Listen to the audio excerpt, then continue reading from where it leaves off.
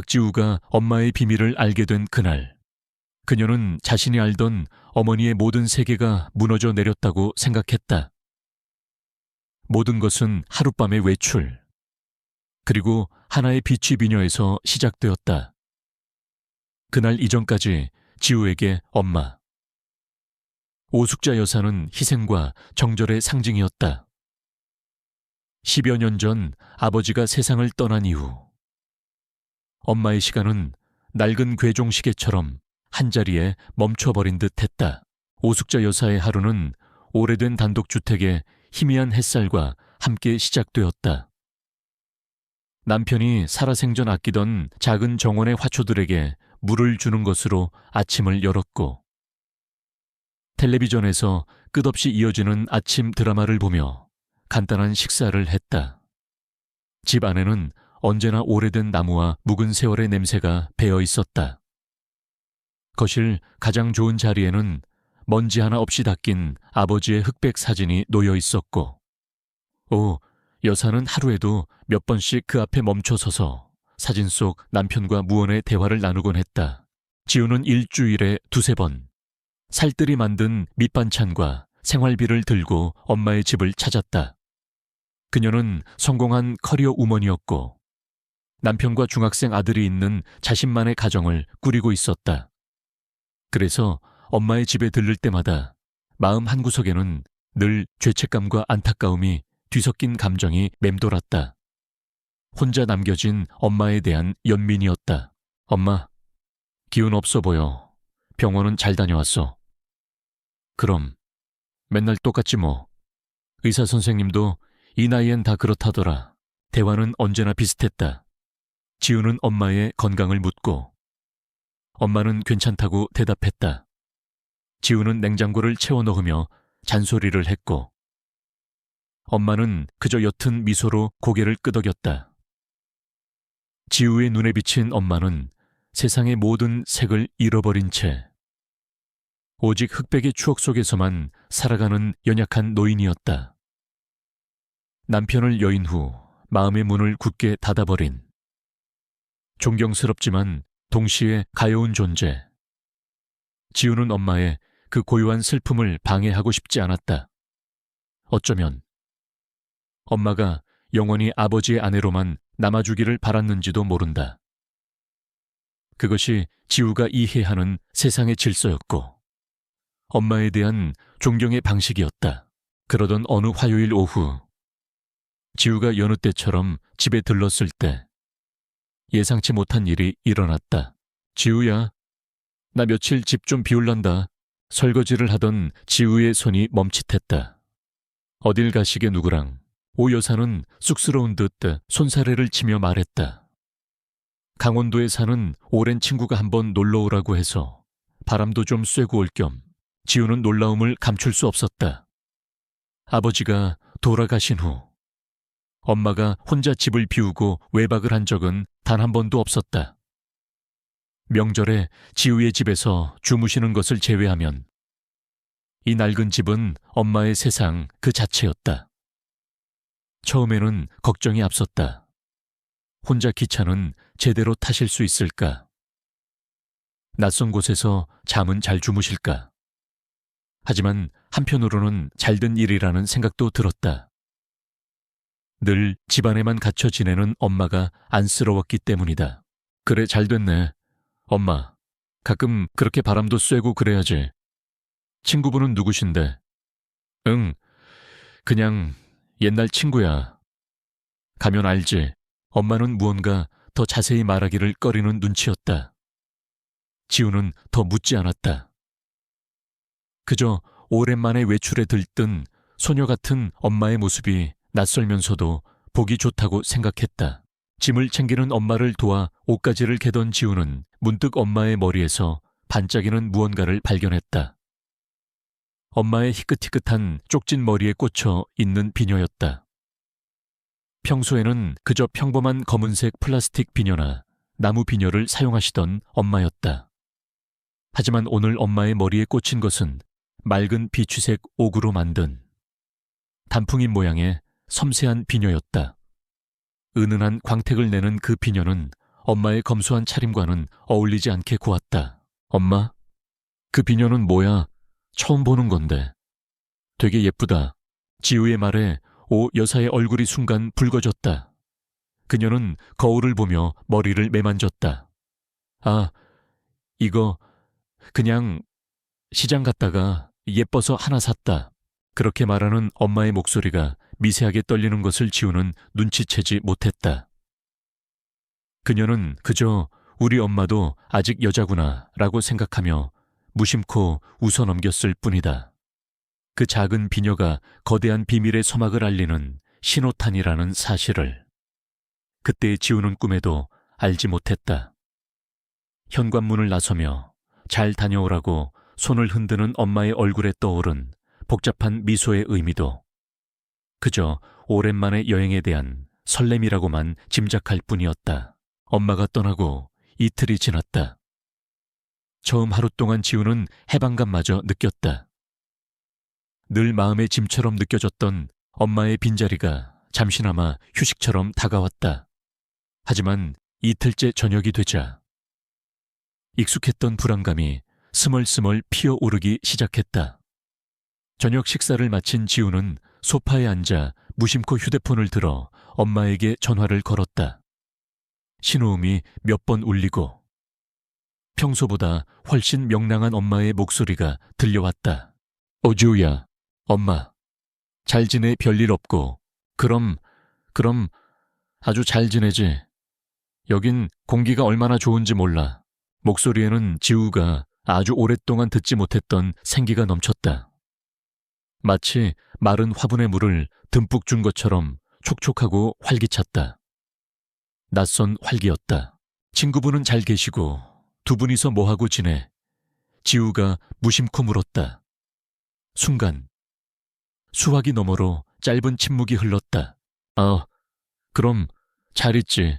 그냥 옛날 이야기도 하고 맛있는 것도 먹고 산책도 하고 그냥 그렇게 지내. 엄마의 대답은 어딘가 모르게 막연했다. 늘 수다스럽던 엄마가 친구의 안부를 자세히 전하지 않는 것이 이상했다. 마치 정해진 대본을 읽는 것처럼 두루뭉술하게 상황을 넘기려는 듯한 느낌. 지우의 마음속에 작은 의심의 싹이 텄다. 그래, 다행이네. 근데 그 친구분 성함이 어떻게 되시지? 내가 아는 분이야. 아니야. 넌 몰라. 아주 오래된 친구라. 아이고, 저녁 차릴 시간 다 됐네. 나중에 다시 통화하자. 지우, 너도 밥 잘 챙겨 먹고. 엄마는 서둘러 전화를 끊었다. 뚜뚜 하는 단조로운 신호음이 지우의 귓가에 맴돌았다. 평소 같았으면 손주 안부는 안 묻냐며 서운해했을 엄마였다. 그런데 오늘은 제 용건만 말하고 황급히 전화를 끊어버렸다. 지우는 소파의 등을 깊게 기댄 채 눈을 감았다. 뭔가 이상했다.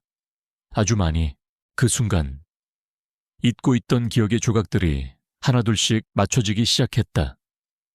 한 달 전쯤이었을까? 거실에서 LP 플레이어로 먼지가 뽀얗게 쌓인 옛날 음반을 듣고 계시던 엄마의 뒷모습. 아버지가 좋아하시던 트로트가 아니라 감미로운 선율의 오래된 가요였다. 콧노래까지 흥얼거리던 그 모습이 그저 무료함을 달래는 방법 중 하나라고만 생각했었다. 보름 전 함께 백화점에 갔을 때의 일도 떠올랐다. 지우가 늘 그랬듯 무채색의 편안한 옷들을 골라주자 엄마는 잠시 망설이더니 라벤더색의 고운 원피스를 손으로 가리켰다. 이런 건 어떠냐? 화사하고 좋네. 지우는 엄마가 그런 걸 어떻게 입으려고 그래? 라며 타박을 주었고 엄마는 아쉬운 듯 조용히 고개를 돌렸다. 하지만 며칠 뒤 엄마의 집에 들렀을 때 그 라벤더색 원피스는 비닐도 뜯지 않은 채 옷장 한쪽에 조용히 걸려 있었다. 그저 한번 가져보고 싶었던 늙어가는 여자의 작은 욕심이라고 지우는 대수롭지 않게 넘겼었다. 가장 이상했던 것은 최근 들어 부쩍 창밖을 보며 멍하니 미소 짓는 엄마의 모습이 자주 눈에 띄었다는 점이다. 무엇이 그리 좋은지. 텅 빈 골목길을 보면서도 소녀처럼 웃음 짓던 얼굴. 지우는 그저 엄마가 나이가 들어 그러시는 거라고. 기억력도 깜빡깜빡하고 감정 기복이 심해지는 노화의 한 과정일 거라고 애써 외면했다. 비취비녀, 오래된 가요, 라벤더색 원피스, 이유 없는 미소, 따로 떼어놓았을 땐 아무 의미 없던 점들이 엄마의 수상한 여행을 기점으로 하나의 선으로 이어지며 불안한 그림을 그려내고 있었다. 혹시 엄마한테 누가 접근한 게 아닐까? 요즘 세상이 얼마나 흉흉한가. 혼자 사는 노인들을 상대로 사기를 치는 파렴치한들이 많다는 뉴스가 머리를 스쳤다. 갑자기 온몸에 소름이 돋았다. 순진하고 사람을 잘 믿는 엄마는 그런 사기꾼들의 완벽한 표적이었다. 그 오래된 친구라는 사람의 정체는 무엇일까? 왜 엄마의 다른 친구들은 아무도 이 여행에 대해 모르는 것일까? 지우는 자리를 박차고 일어나 전화기를 들었다.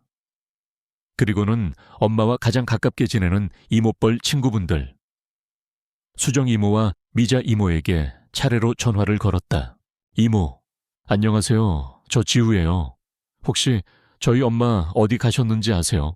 수정 이모의 대답은 지우의 의심을 확신으로 바꾸어 놓았다.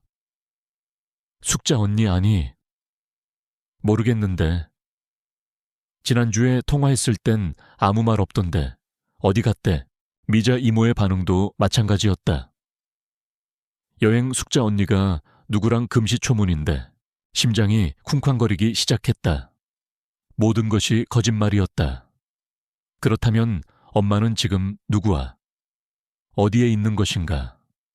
그 비싼 비취비녀는 누가 사준 것이며 그토록 생기 넘치던 목소리는 무엇을 의미하는가?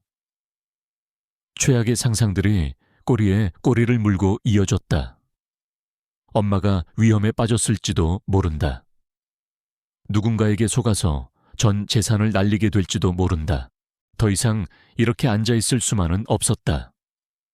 지우는 식탁 위에 놓여있던 엄마가 혹시 모를 상황에 대비해 적어두고 간 주소가 적힌 메모지를 움켜쥐었다. 강원도 평창군 봉평면. 낯선 주소였다. 지우는 결심했다. 지금 당장 가봐야 했다. 직접 가서 두 눈으로 확인해야만 했다. 그녀는 서둘러 외투를 걸치고 차 키를 집어 들었다. 남편에게는 엄마가 위독하시다는 거짓말을 남겼다. 밤에 고속도로를 달려야 할지라도 상관없었다. 지금 지우의 머릿속에는 오직 엄마를 지켜야 한다는 생각뿐이었다. 순진한 엄마를 악의 구렁텅이에서 구해내야 한다는 딸로서의 의무감과 초조함이 그녀의 온몸을 휘감고 있었다. 늦은 밤의 고속도로는 어둡고 차가웠다. 지우는 가속 페달을 거의 끝까지 밟은 채 맹렬하게 어둠을 헤치며 달렸다. 머릿속에서는 온갖 끔찍한 시나리오가 영화처럼 스쳐 지나갔다. 다단계 사기, 종교단체, 혹은 엄마의 연금을 노린 제비족, 그 어떤 것이든 간에. 엄마는 피해자였고 자신은 엄마를 구할 유일한 사람이었다. 분노와 불안감이 뒤섞여 심장이 세차게 뛰었다. 몇 시간을 달렸을까? 내비게이션은 지우를 국도로 안내했고 굽이진 산길을 한참 올라가서야 목적지를 알렸다. 차에서 내린 지우의 눈에 들어온 것은 그녀가 상상했던 허름하고 음침한 장소와는 거리가 멀었다. 어둠 속에서도 단정하게 관리된 윤곽이 드러나는 예쁜 정원을 가진 아담한 목조 주택이었다. 창문에서는 따뜻한 주황색 불빛이 새어 나오고 있었고 굴뚝에서는 희미한 연기가 피어올랐다. 위험한 소굴이라기보다는 동화 속에나 나올 법한 평화로운 집이었다. 지우는 잠시 혼란스러웠다. 하지만 이내 마음을 다잡았다. 겉모습에 속아서는 안 된다. 사기꾼들은 언제나 그럴싸한 외양으로 사람을 현혹하는 법이다. 그녀는 고양이처럼 발소리를 죽여 집 쪽으로 다가갔다. 심장이 목구멍까지 차오르는 것 같았다. 거실의 커다란 창문 앞에 멈춰선 그녀는 조심스럽게 안을 들여다보았다. 그리고 그 순간 지우는 그대로 얼어붙었다. 따뜻한 벽난로 앞, 자그마한 찻상에 두 사람이 마주 앉아 있었다. 한 명은 엄마, 오숙자 여사였다. 그리고 다른 한 명은 할머니가 아니라 희끗희끗한 머리에 안경을 쓴 인상이 선해 보이는 할아버지였다. 그들은 무슨 대화를 나누는지 얼굴에 잔잔한 미소를 머금고 있었다. 남자가 따뜻한 찬물을 엄마의 찻잔에 따라주자 엄마는 고개를 살짝 숙이며 잔을 받았다. 그 모습은 너무나 자연스럽고 편안해 보였다. 지우가 경악한 것은 그 다음 순간이었다. 남자가 무심코 엄마의 손등 위로 자신의 손을 포겠을 때 엄마는 피하지 않았다. 오히려 수줍은 소녀처럼 살짝 고개를 숙이며 웃었다. 그 웃음, 지우는 숨을 멈췄다. 그것은 지난 10여 년간 지우가 단 한 번도 보지 못했던 종류의 웃음이었다. 체념이나 예의, 혹은 희미한 추억에서 비롯된 옅은 미소가 아니었다.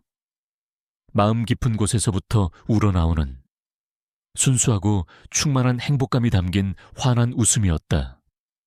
아버지의 영정 사진 앞에서 보이던 그늘진 미소와는 질적으로 다른 살아있는 사람의 웃음이었다. 엄마를 그렇게 웃게 만드는 저 남자는 누구인가? 오랜 친구의 정체가 바로 이 남자였단 말인가? 지우의 머릿속이 하얗게 비었다. 엄마를 구해야 한다는 사명감은 순식간에 다른 감정으로 대체되었다. 그것은 혼란, 당혹감, 그리고 곧이어 끓어오르는 배신감이었다. 아버지를 향한, 그리고 자신을 향한 배신감. 평생을 남편만 바라보며 살아온 현모양처의 이미지가 산산조각 나는 순간이었다. 엄마의 행복해 보이는 얼굴이 지우의 가슴에 비수처럼 꽂혔다. 이성을 잃은 지우는 더 이상 망설이지 않았다. 그녀는 현관으로 달려가 문고리를 잡아 돌렸다. 문은 잠겨있지 않았다. 쾅 소리와 함께 문이 열리자 거실 안에 두 사람이 동시에 고개를 돌렸다. 따뜻하고 평화롭던 공기가 칼날처럼 날카롭게 갈라졌다. 이암, 얼음장같이 차가운 지우의 목소리가 거실을 울렸다. 오숙자 여사의 얼굴에서 웃음기가 싹 가셨다. 그녀의 눈이 토끼처럼 동그래졌고 손에 들고 있던 찻잔이 쨍그랑 소리를 내며 바닥으로 떨어져 산산조각 났다. 지우야, 네가 여길 어떻게... 엄마는 당황한 나머지 말도 제대로 잊지 못했다. 옆에 앉아있던 남자, 김민준 씨가 놀란 듯 자리에서 일어났다. 그는 상황을 파악하려는 듯 지우와 오 여사를 번갈아 쳐다보았다. 그의 얼굴에는 온화함 대신 당혹스러움이 서려 있었다. 하지만 지우의 눈에는 아무것도 보이지 않았다. 오직 자신을 속이고 아버지의 자리를 더럽힌 엄마의 모습만 보일 뿐이었다. 지우는 부들부들 떨리는 손가락으로 김민준 씨를 가리켰다. 말씀하시던 오랜 친구가 이분이었어요. 목소리는 분노로 떨리고 있었다. 아버지는요, 10년 넘게 매일 아침 저녁으로 사진을 들여다보시던 그 정성은 다 뭐였어요. 아버지는 벌써 잊으셨어요. 지우의 마지막 말은 날카로운 비수처럼 날아가 오숙자 여사의 심장에 박혔다.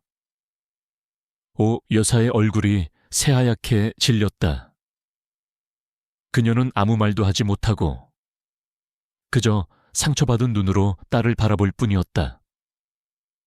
집 안에는 깨진 찻잔 조각처럼 서늘하고 위태로운 침묵만이 감돌았다. 지우는 대답을 기다리지 않았다. 새하얗게 질린 엄마의 얼굴과 어찌할 바를 모르고 굳어버린 남자의 모습을 더는 마주할 자신이 없었다. 그녀는 경멸과 분노가 뒤섞인 눈빛으로 두 사람을 한번 쏘아보고는 그대로 몸을 돌렸다. 쾅 하고 조금 전 자신이 열었던 것보다 더 요란한 소리를 내며 문이 닫혔다. 그 문은 단순히 공간을 가르는 문이 아니라 지우와 엄마 사이에 세워진 단절의 벽이었다. 차로 돌아온 지우는 시동을 걸고 미친 듯이 차를 몰았다. 칠흑 같은 산길을 내려오는 내내 그녀의 귓게는 자신의 심장 소리와 거친 숨소리만이 맴돌았다. 강원도로 향할 때 그녀를 채웠던 것은 불안과 걱정이었지만 서울로 돌아오는 지금 그녀를 지배하는 것은 오직 불같은 분노와 얼음 같은 배신감뿐이었다. 머릿속에서는 조금 전 보았던 장면이 계속해서 되감겼다. 수줍게 웃던 엄마의 얼굴, 다정하게 엄마의 손을 감싸던 남자의 손, 따뜻한 온기가 흐르던 거실의 풍경, 그 모든 것이 역겨웠다. 아버지가 잠들어 있는 차가운 땅과 다른 남자와 함께 웃고 있는 엄마의 따뜻한 거실이 극명한 대조를 이루며 지우의 속을 뒤집어 놓았다. 어떻게 그러실 수가 있어? 지우는 흐느끼며 중얼거렸다. 핸들을 잡은 손이 하얗게 질릴 정도로 떨렸다. 눈물과 분노로 시야가 흐려졌지만 그녀는 속도를 줄이지 않았다. 이 끔찍한 현실로부터 최대한 빨리, 멀리 도망치고 싶었다. 자연스럽게 아버지의 기억이 떠올랐다. 무뚝뚝하고 표현에 서툴렀지만 가족을 위해서라면 무엇이든 하셨던 아버지. 지우의 기억 속 아버지는 언제나 든든한 산과 같은 존재였다. 어릴 적 자전거를 가르쳐주다 넘어진 자신을 일으켜 세우며 괜찮다. 아빠 딸은 강하니까 라고 말해주던 무심한 듯 다정한 목소리. 대학 졸업식 날 사람들 앞에서 쑥스럽다며 사진 한 장 제대로 찍지 않으셨지만 뒤돌아 몰래 눈물을 훔치시던 넓은 등, 거실 소파에 앉아 텔레비전을 보실 때면 늘 엄마의 어깨를 감싸 안고 계시던 크고 투박한 손, 그 모든 기억 속에서 엄마는 언제나 아버지의 곁을 지키는 그림자 같은 존재였다. 아버지가 세상의 전부인 것처럼 아버지만을 바라보며 살아온 여자. 지우는 부모님의 사랑이 세상에서 가장 견고하고 완벽한 것이라 믿어 의심치 않았다. 그런데 오늘 그 믿음이 송두리째 무너졌다. 엄마는 아버지를 배신한 것이었다. 아버지와의 아름다웠던 모든 추억을 더럽힌 것이었다. 엄마의 그 행복한 미소는 아버지의 존재를 지워버리는 잔인한 행위처럼 느껴졌다. 새벽녘이 되어서야 지우는 텅 빈 집에 도착했다. 남편과 아들은 깊이 잠들어 있었다. 그녀는 어둠 속에서 유령처럼 걸어거실 소파에 쓰러지듯 몸을 묻었다. 그때 핸드백 속에서 휴대폰이 찡 하고 울렸다. 화면에는 엄마라는 두 글자가 떠 있었다. 지우는 심장이 쿵 내려앉는 것 같았지만 전화를 받지 않았다. 화면이 꺼질 때까지 노려보기만 할 뿐이었다. 잠시 후 또다시 진동이 울렸다. 이번에는 문자메시지 도착을 알리는 신호였다. 읽고 싶지 않았다. 변명 따위는 듣고 싶지 않았다. 그날 이후 지우와 엄마 사이에는 보이지 않는 거대한 벽이 세워졌다. 엄마는 그 후로도 몇 번이나 더 전화를 걸어왔다. 지우는 한 번도 받지 않았다. 지우야, 제발 전화 좀 받아다오. 엄마가 다 설명할게. 오해란다. 제발 엄마 얘기 좀 들어줘.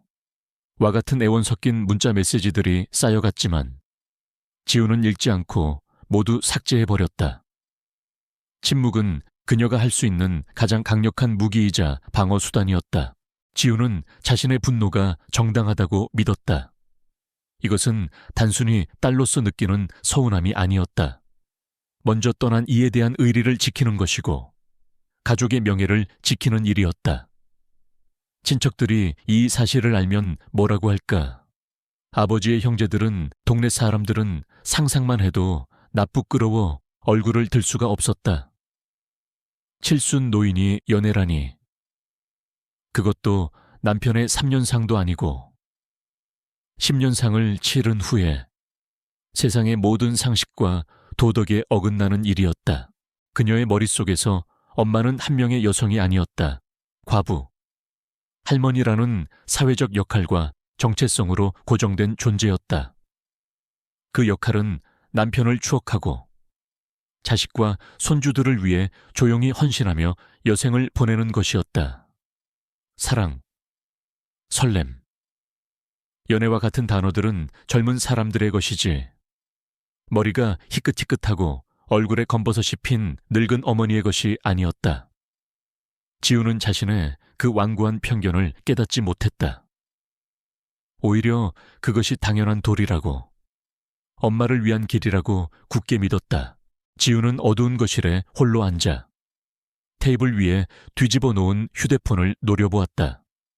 이따금씩 짧은 진동이 울렸지만 이제는 그 진동조차 무감각하게 느껴졌다.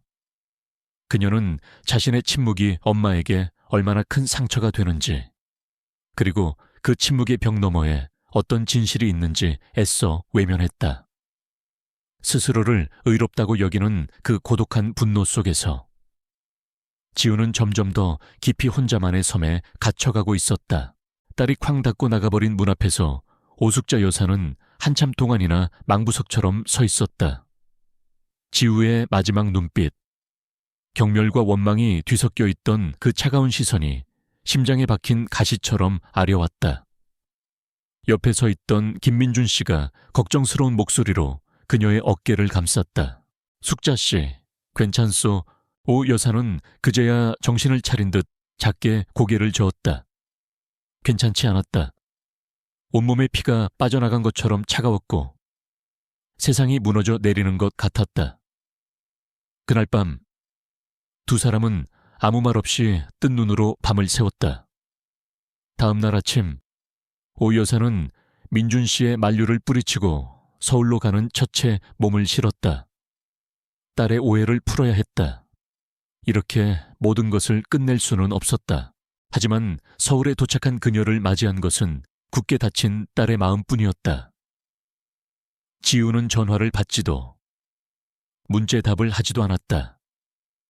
며칠을 끙끙 앓던 오 여사는 결국 지우의 집이 아닌 자신의 적막한 집으로 발길을 돌렸다. 현관문을 열고 들어서자 10수년 동안 익숙했던 집안의 공기가 유난히 차갑고 무겁게 느껴졌다. 거실의 흑백 사진 속 남편이 마치 자신을 꾸짖는 듯했다. 당신, 어떻게 그럴 수 있어? 하고 말하는 것 같았다. 오 여사는 소파에 주저앉아 소리 없이 눈물만 흘렸다. 며칠이 흘렀다. 깊은 절망감 속에서 허우적거리던 어느 날 오후, 오 여사는 결심한 듯 자리에서 일어났다. 그녀는 장롱 깊숙한 곳, 낡은 옷가지들 아래에 숨겨두었던 자그마한 오동나무 상자를 꺼냈다. 상자를 열자 손때 묻은 낡은 일기장 한 권이 모습을 드러냈다.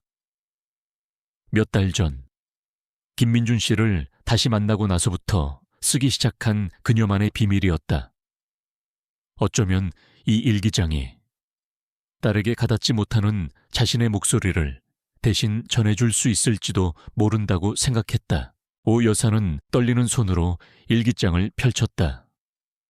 첫 장에는 잉크가 번진 서툰 글씨가 적혀 있었다.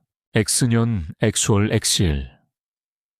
날씨 맑음 오늘 50년 만에 민준 씨를 다시 만났다. 초등학교 동창회에 나갈 생각은 없었는데 미자가 하도 성화를 부려서 억지로 따라 나선 길이었다. 쭈뼛거리며 앉아있는데 누군가 내 이름을 불렀다. 돌아본 그곳에 머리는 희끗해지고 얼굴에는 주름이 가득했지만 웃는 모습만은 예전 그대로인 그가 서 있었다. 심장이 쿵 하고 떨어지는 것 같았다. 우리는 아무 말 없이 한참을 서로 바라보기만 했다. 다음 장으로 넘어갔다.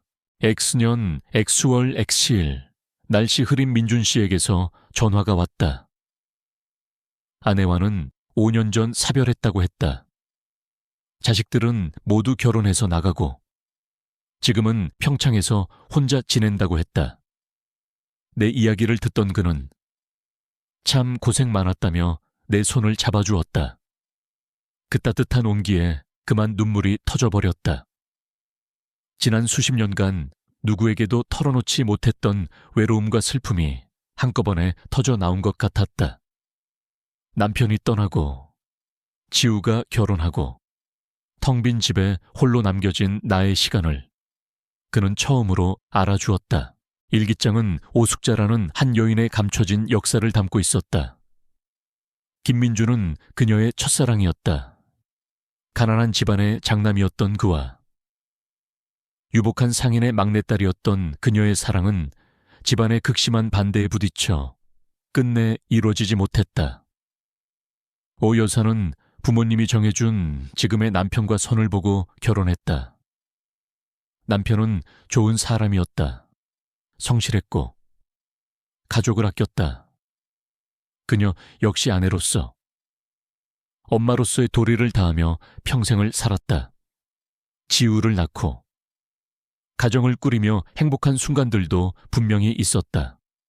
하지만 마음속 가장 깊은 곳, 그 누구에게도 보여주지 않은 작은 방에는 언제나 첫사랑의 아련한 그림자가 남아있었다. X년 X월 X실. 날씨 화창함 민준 씨가 서울에 왔다. 우리는 함께 옛날에 자주 가던 덕수궁 돌담길을 걸었다. 그는 내게 작은 비녀 하나를 선물했다. 내가 좋아하는 비추색 단풍잎 모양이었다. 내 하얀 머리에 잘 어울릴 것 같아서 라며 수줍게 건네는 모습이 꼭 18살 소년 같았다. 이 나이에 무슨 주책인가 싶으면서도 가슴이 설레는 걸 어쩔 수가 없었다. 이건 남편에 대한 배신이 아니다. 죽은 사람을 잊겠다는 것도 아니다. 그저 외로운 늙은이들끼리 남은 생이라도 서로 기대어 온기를 나누고 싶은 것뿐이다. 이 마음을 지우가 이해해 줄 수 있을까? 마지막 장을 읽어 내려가던 오 여사의 눈에서 뜨거운 눈물이 뚝뚝 떨어져 일기장 위로 번졌다. 딸에게 자신은 그저 아버지의 아내, 지우의 엄마일 뿐이었다. 하지만 그 역할 뒤에는 사랑받고 싶고 위로받고 싶고 한 사람의 여자로 살고 싶었던 오숙자가 있었다. 그녀는 남편을 배신한 것이 아니었다. 평생을 지고 온 아내와 엄마라는 무거운 짐을 이제는 조금 내려놓고 남은 인생을 오롯이 자기 자신으로 살아가고 싶었을 뿐이었다. 오 여사는 조심스럽게 일기장을 덮었다. 그리고 그것을 깨끗한 편지 봉투에 넣었다. 이 마음이, 이 진심이 부디 딸에게 닿기를 간절히 기도하며 그녀는 우체국으로 향할 채비를 했다. 평창의 목조주택에 홀로 남은 김민준 씨의 마음은 무거웠다. 서울로 돌아간 숙자 씨에게서는 며칠째 아무런 연락이 없었다. 전화를 걸어도 받지 않았다. 딸과의 갈등으로 그녀가 얼마나 깊은 상심에 빠져 있을지 불을 보듯 훤했다.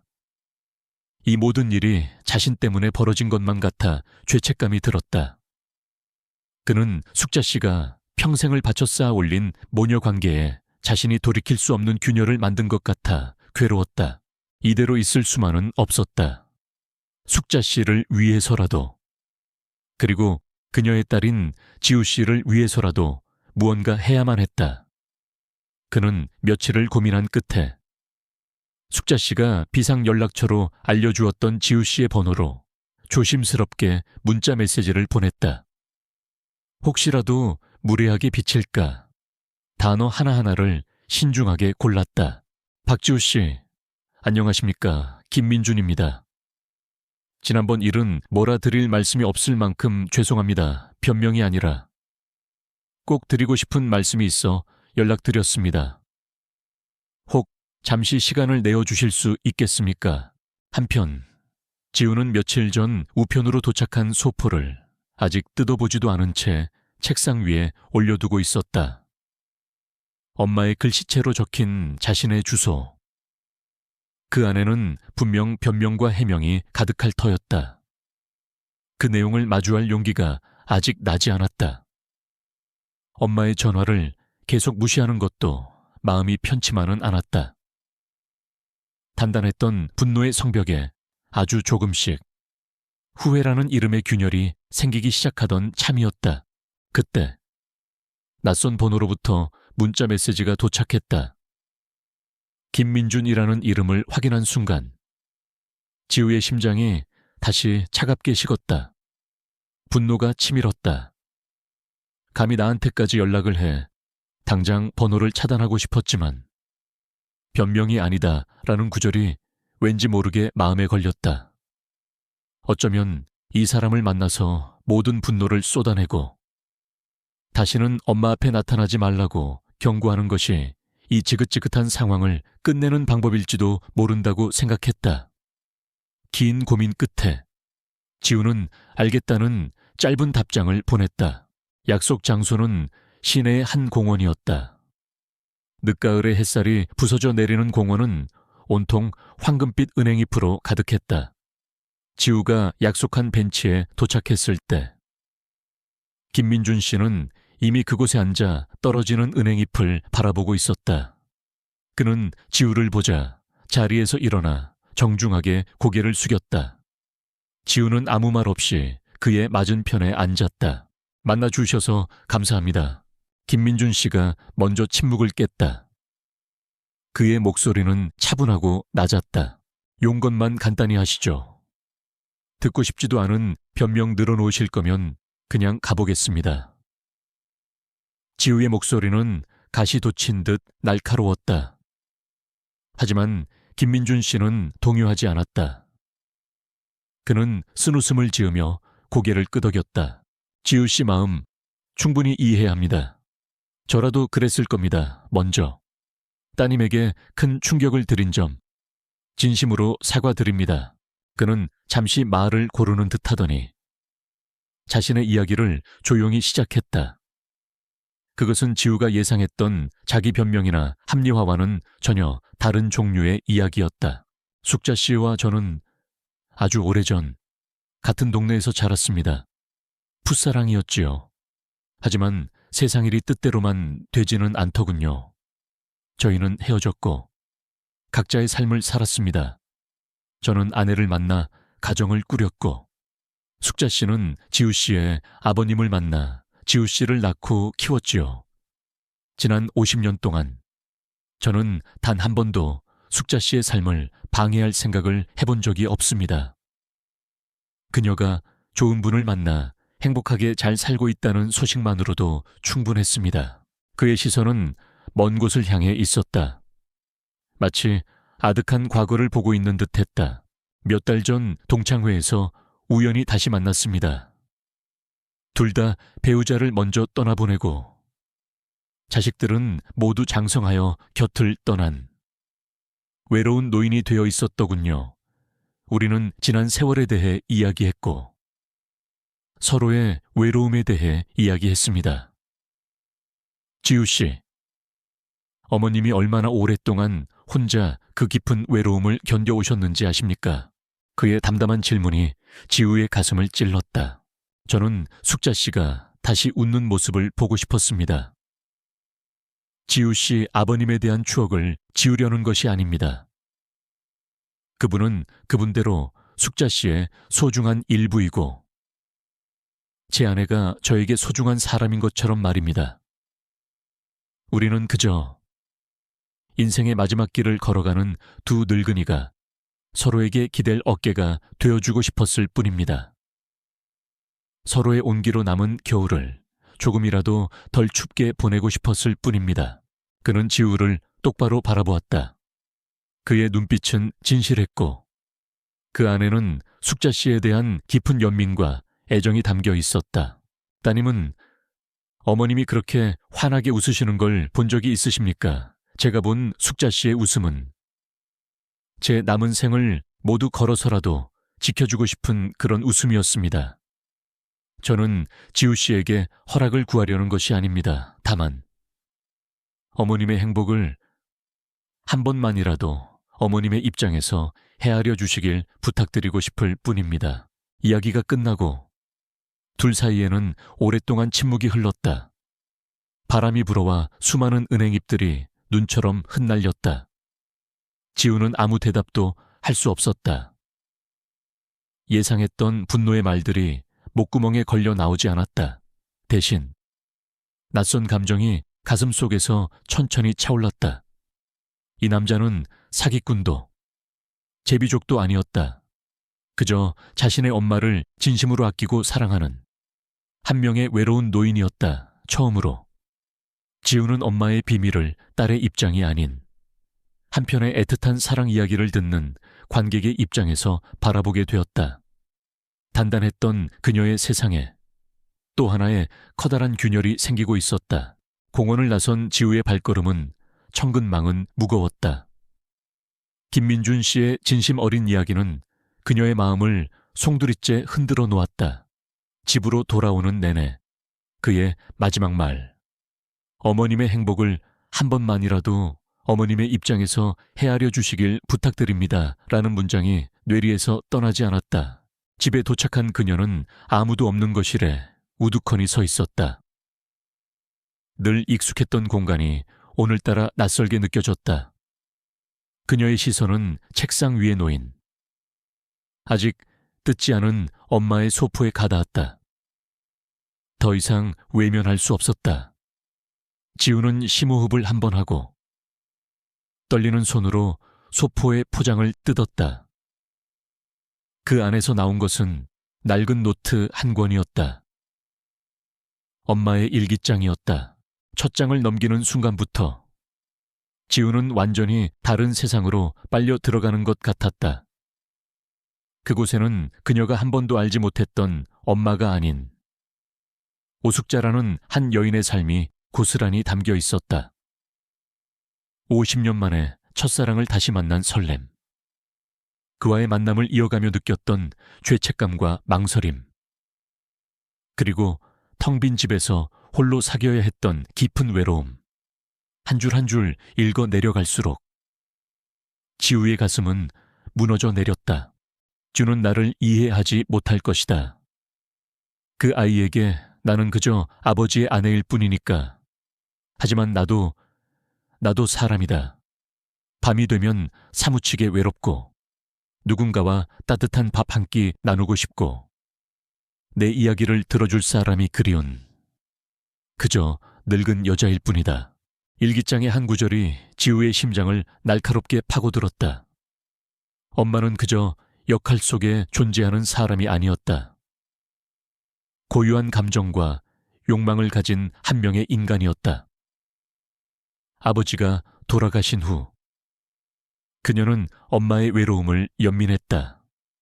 맛있는 반찬을 해다 드리고 좋은 옷을 사드리고 용돈을 넉넉히 드리는 것으로 딸의 도리를 다하고 있다고 생각했다. 하지만 그녀는 단 한 번도 엄마의 마음속을 진정으로 들여다보려 하지 않았다. 엄마에게 필요한 것이 물질적인 풍요가 아니라 마음을 나눌 단 한 사람의 온기였다는 사실을 이제야 깨달았다. 일기장을 다 읽은 지우는 비틀거리며 욕실로 향했다.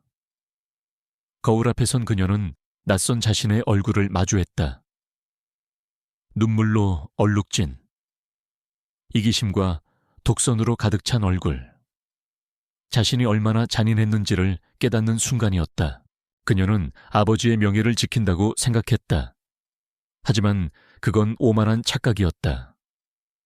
그녀가 지키고 싶었던 것은 아버지가 아니라 완벽한 사랑을 하다 사별한 부모님이라는 자신의 이상적인 판타지였다.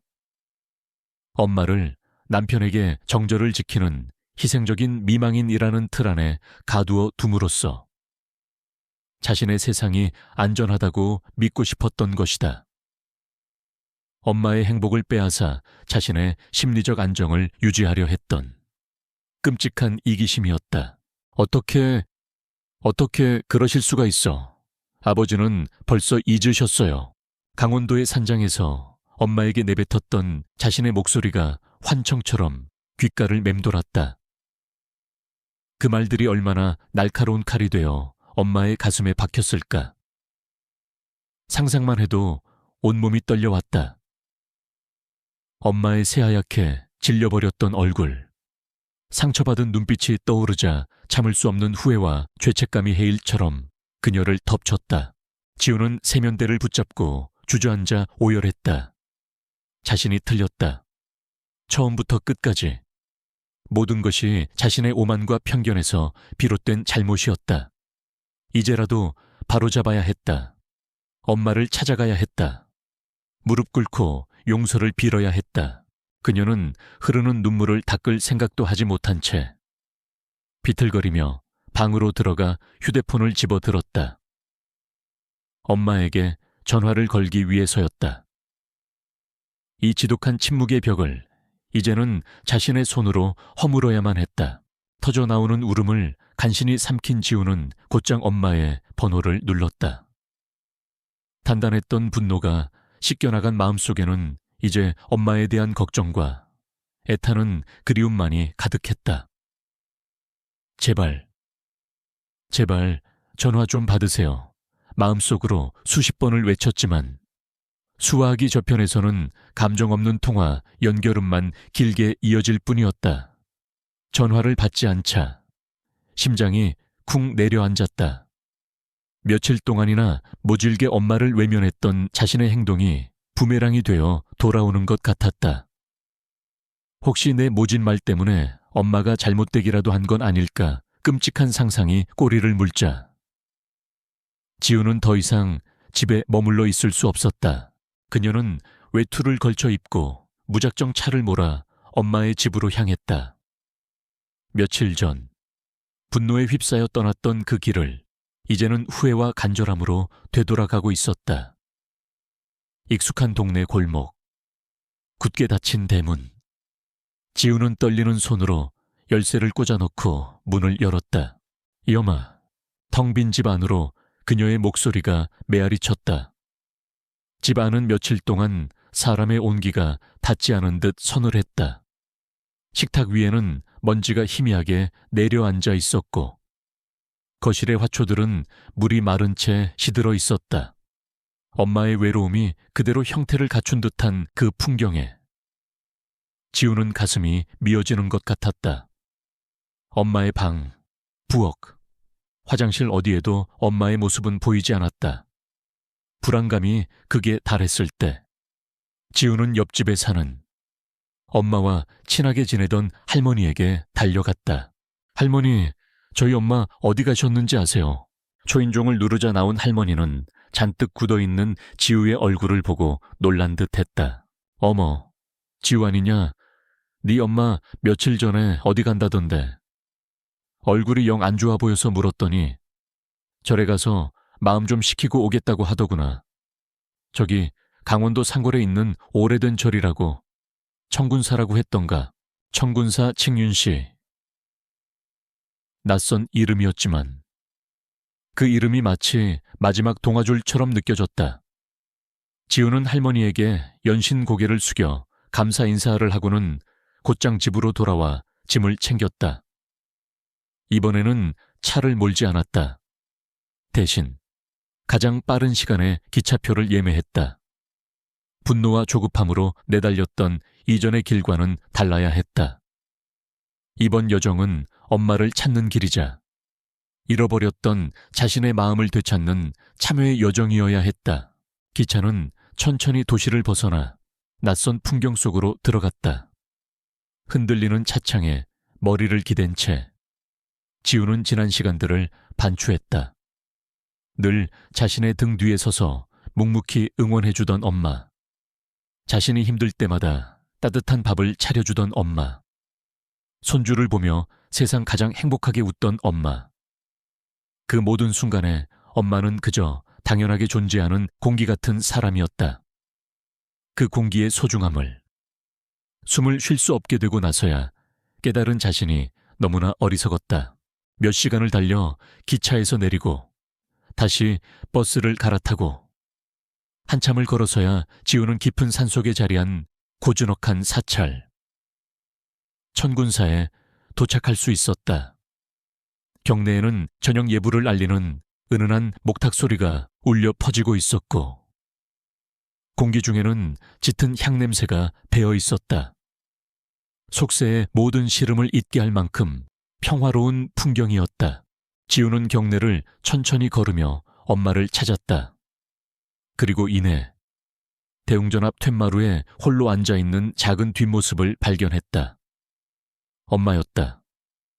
엄마는 붉게 물든 단풍나무 아래에서 떨어지는 낙엽들을 그저 멍하니 바라보고 있었다.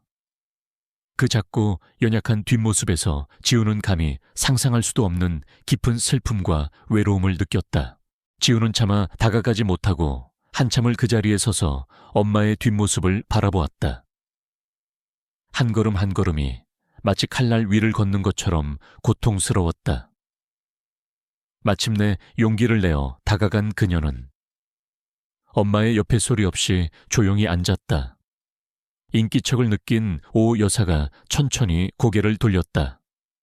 며칠 사이에 야윈 얼굴, 눈물로 붉게 충혈된 눈. 엄마는 아무 말 없이 딸을 바라보았다. 그 눈빛에는 원망도 놀라움도 없었다. 그저 깊은 슬픔만이 담겨 있었다. 얼마나 지났을까. 길고 무거운 침묵을 먼저 깬 것은 지우였다. 그녀는 터져 나오려는 울음을 간신히 참으며 모기만 한 목소리로 속삭였다. 엄마, 제가 잘못했어요. 죄송해요. 그 한마디에 오 여사의 눈에 고여있던 눈물이 뺨을 타고 주르륵 흘러내렸다. 그녀는 아무 말 없이 손을 뻗어 딸의 손을 꼭 잡았다. 그 순간 지우는 더 이상 참지 못하고 엄마의 품에 얼굴을 묻고 아이처럼 울음을 터뜨렸다. 오 여사는 그런 딸의 등을 몰차 토닥여 주었다. 괜찮다. 괜찮다. 하고 속삭이는 것처럼 늦가을 산사의 고요한 풍경 속에서 두 모녀는 오랫동안 서로를 부둥켜 안고 있었다. 모든 오해와 상처가 따뜻한 눈물 속으로 녹아내리고 있었다. 지우는 며칠 동안 천군사에 머물렀다.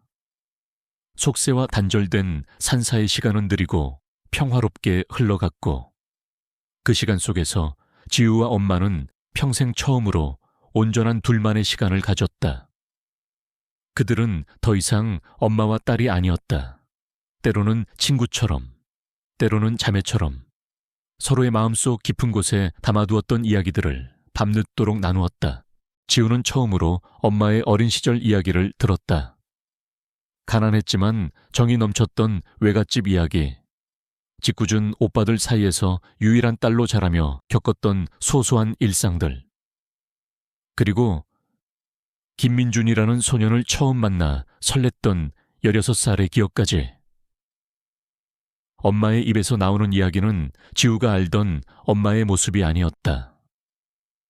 수줍음 많고 꿈 많던 한 소녀의 모습이었다. 지우는 엄마에게도 자신과 똑같은 청춘이 있었다는 너무나 당연한 사실을 이제야 깨달았다. 엄마 역시 딸의 이야기를 가만히 들어주었다. 직장 생활의 고충, 남편과의 사소한 다툼, 아이를 키우며 느끼는 기쁨과 불안. 지우는 늘 강한 척, 괜찮은 척하며 누구에게도 털어놓지 못했던 속내를 엄마 앞에서 처음으로 꺼내 보였다. 엄마는 그저 고개를 끄덕이며 딸의 어깨를 토닥여 주었다. 그 따뜻한 손길 속에서 지우는 자신이 여전히 엄마의 보살핌이 필요한 어린아이라는 것을 느꼈다. 엄마, 그분, 김민준 아저씨는 어떤 분이야? 어느 날 저녁, 툇마루에 나란히 앉아 쏟아질 듯한 밤하늘의 별을 보며 지우가 조심스럽게 물었다. 오 여사는 잠시 먼 곳을 바라보더니 옅은 미소와 함께 입을 열었다. 따뜻한 사람이야. 그리고 내 말을 참 잘 들어주는 사람이지. 내가 무슨 말을 해도 그저 가만히 들어주고 괜찮다고 말해주는 사람. 그 짧은 대답 속에 모든 것이 담겨 있었다. 지우는 더 이상 묻지 않았다. 엄마에게 필요한 것이 바로 그런 사람이었다는 것을 이제는 알 수 있었다. 며칠간의 깊은 대화는 모녀 사이에 마지막 벽마저 허물어 주었다. 지우는 더 이상 엄마의 사랑을 의심하거나 자신의 잣대로 엄마의 행복을 재단하지 않기로 마음먹었다. 산사에서 내려오기 전날, 지우는 큰 용기를 냈다. 그녀는 엄마가 보는 앞에서 김민준 씨에게 전화를 걸었다. 안녕하세요. 아저씨, 저 지우예요. 수화기 너머에 김민준 씨는 무척 놀란 듯했다. 지우는 떨리는 목소리로 말을 이었다. 저희 엄마, 제가 모시고 내려갈게요. 괜찮으시다면 아저씨께서 서울역으로 마중 나와 주실 수 있으세요. 그리고 며칠 후 서울역 플랫폼 기체에서 내린 지우와 오 여사 앞에 초조한 얼굴로 서성이고 있던 김민준 씨가 서 있었다.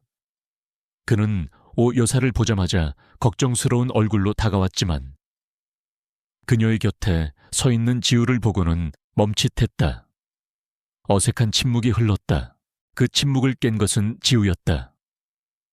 그녀는 김민준 씨를 향해 허리를 깊이 숙였다.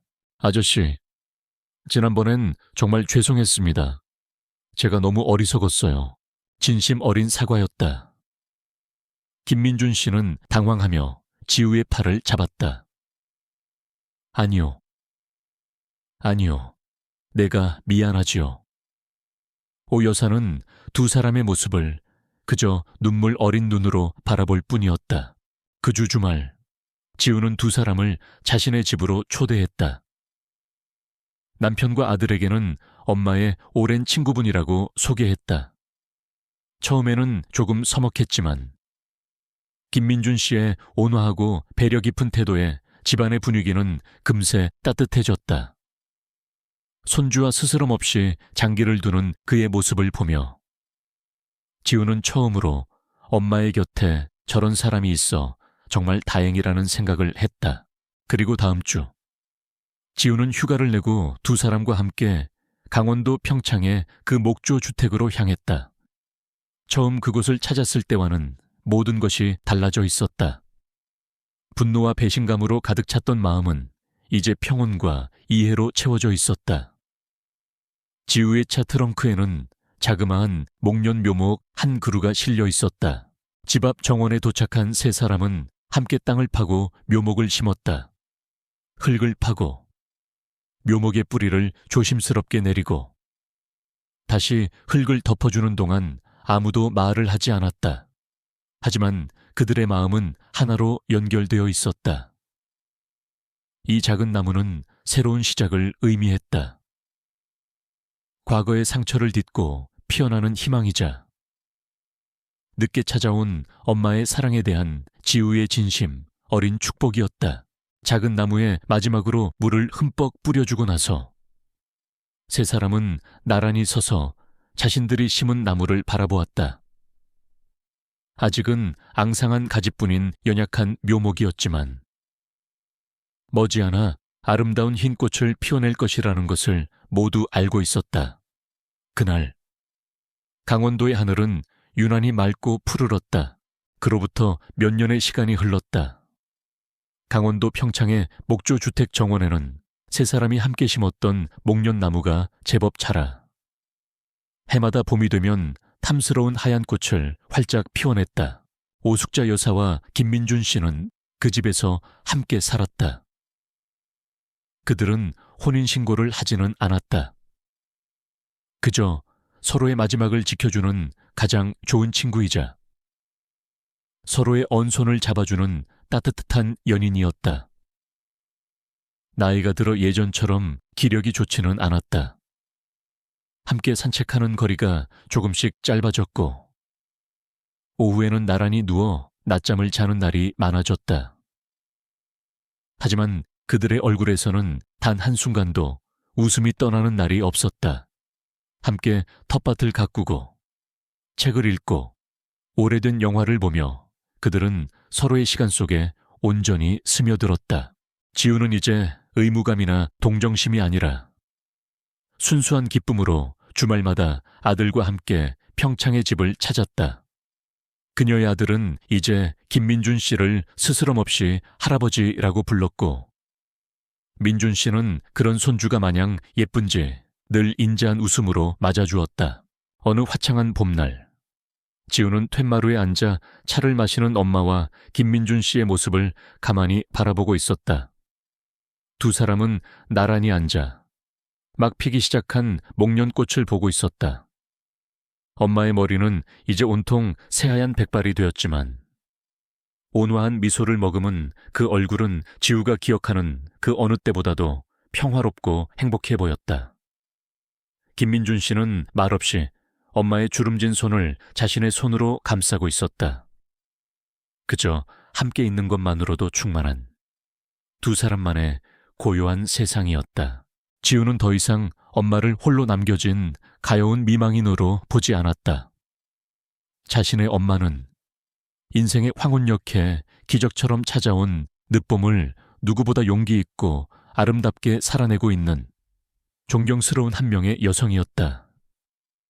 엄마의 비밀을 처음 알게 되었던 그 밤, 무너져 내렸다고 생각했던 세상은 사실 편견으로 가득 찬 자신만의 좁은 세상이었다.